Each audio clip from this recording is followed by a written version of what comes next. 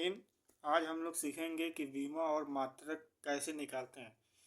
हम आज आपको यही समझाएंगे कि वीमा और मात्रक की निकालने की सबसे बढ़िया ट्रिक क्या है। सबसे पहले आप लोग ये ध्यान दीजिएगा कि ये 11th और 12th के लिए बहुत ज़्यादा इम्पोर्टेंट है और 11th और 12th में अक्सर जो है वीमा और मात्रक पूछता ही रहता है। तो वीमा और मात्रक आपको बताने से पहले हम ये तीन चीज़ें आपको दिखाना चाहते हैं, क्योंकि ये तीन चीज़ ही वीमा और मात्रक में सबसे ज़्यादा इन तीनों का बहुत ज़्यादा यूज होता है। जैसे कि लंबाई, द्रव्यमान और समय। लंबाई, द्रव्यमान और समय, ये जो है बहुत ज़्यादा इन लोग का प्रयोग होता है। अब अगर आपसे कोई कहता है कि लंबाई की यूनिट क्या है, इकाई क्या है, तो आप कहेंगे मीटर है। उसी प्रकार द्रव्यमान का किलोग्राम है और समय का सेकेंड है।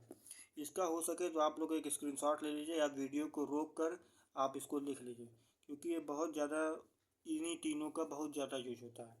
ठीक है। अब यहाँ पर हम जैसे कुछ क्षेत्रफल का, आयतन का और बल का, इन तीनों का जो है वीमा सूत्र निकालेंगे इसी के जरिए। और कैसे निकालेंगे बस इसको आप ध्यान से देखते रहिएगा। अब देखिए, जैसे कि क्षेत्रफल का है तो क्षेत्रफल का सबसे पहले हमें फार्मूला याद होना है। क्षेत्रफल का फार्मूला क्या होता है? लंबाई गुणे चौड़ाई। ठीक है। लंबाई गुणे चौड़ाई होता है क्षेत्रफल का फार्मूला, और इसी फार्मूला के जरिए जो है हम इसका मात्रक और वीमा दोनों निकालेंगे। मात्रक और वीमा जो है दोनों निकालेंगे। ठीक है। सबसे पहले ध्यान दीजिएगा, लंबाई को हम लोग किस में मापते हैं? मीटर में ही तो न मापते हैं। लंबाई का यूनिट क्या है? मीटर है। उसी प्रकार चौड़ाई को भी हम लोग मीटर में ही मापते हैं। ठीक है। तो यहाँ पर क्या हो जाएगा, ध्यान दीजिएगा। अब देखिए, मीटर का वीमा क्या होता है? यल। यल क्यों हम लिखें? क्योंकि लंबाई को इंग्लिश में लेंथ कहते हैं, और ये यहीं पे इसका कैपिटल एल लिख दिया गया है, इसको जो है दर्शाने के लिए। ठीक है। तो इधर देखिएगा कैपिटल एल, और इसको एक बड़े से ब्रैकेट में जो है बंद कर देते हैं। अगर आप ब्रैकेट क्लोज नहीं करेंगे तो ये माना ही नहीं जाएगा, ये आपका पूरा के पूरा बीमा गलत हो जाता है। ठीक है। गुणे, अब इसको भी तो हम मीटर में ही माप रहे थे। यहाँ पर देखिए इसका बीमा क्या होगा? यल ही होगा।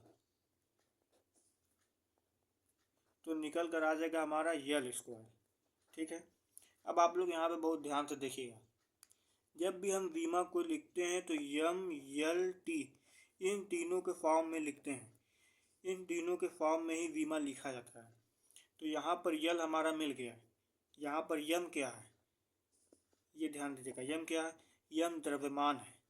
टी क्या है? टी समय है। तो अभी इसमें से सिर्फ क्षेत्रफल वाले में हमें सिर्फ यल का ही मिला है, यानी कि मीटर का, लंबाई का ही मिला है। तो अब अगर जैसे कि यम का नहीं मिला ना ही टी का मिला, तो इनकी घात में जीरो लगा देते हैं या इनके पावर में जीरो लगा देते हैं। जैसे कि ये स्क्वायर है और टी तो मिला नहीं, इसलिए जीरो हमने लगा दिया। इस तरह से ये बीमा हमारा कंप्लीट हो जाता है। अगर आपसे जो है क्षेत्रफल का कोई बीमा निकालने को कोई प्रश्न आता है तो आप इसी जरिए निकाल सकते हैं, बिल्कुल सरल होता है। अगर मात्रक की बात करें तो मात्रक यहाँ पर देख रहे हैं, ये मीटर होता है, इकाई मीटर इंटू मीटर, तो आ जाएगा हमारा मीटर स्क्वायर। इस तरह से ये भी जो है हमारा मात्रक भी पता चल गया। मीटर बीमा हमने लिखा था, इकाई हो गया यूनिट, और ये मीटर, ये देखिए यहाँ पर लंबाई का मात्रक मीटर, तो मीटर मीटर स्क्वायर हो गया। ठीक है। लंबाई गुणे चौड़ाई, मीटर स्क्वायर। ठीक है। अब उसी तरह से आयतन का देखिएगा। आयतन में देखिएगा लंबाई गुणे चौड़ाई गुणे ऊंचाई, ये इसका जो है सूत्र है। आयतन का सूत्र क्या है? लंबाई गुणे चौड़ाई गुणे ऊंचाई। अब देखिए, लंबाई को भी हमने आपको बताया है कि मीटर का ही, लंबाई का मात्रक मीटर होता है। चौड़ाई को भी मीटर में ही मापते हैं। चौड़ाई को भी हमने बताया आपको मीटर में ही मापते हैं।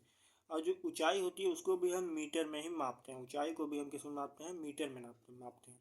तो अब देखिएगा ध्यान से, तो जिस तरह इसमें हम मीटर का बीमा एल लिखे थे, उसी तरह इसमें भी क्या हो जाएगा? 3L हो जाएगा इंटू यल इंटू यल। इसी तरह ये तीनों में होगा तो क्या आ गया? यल का जगह क्यूब लग जाएगा।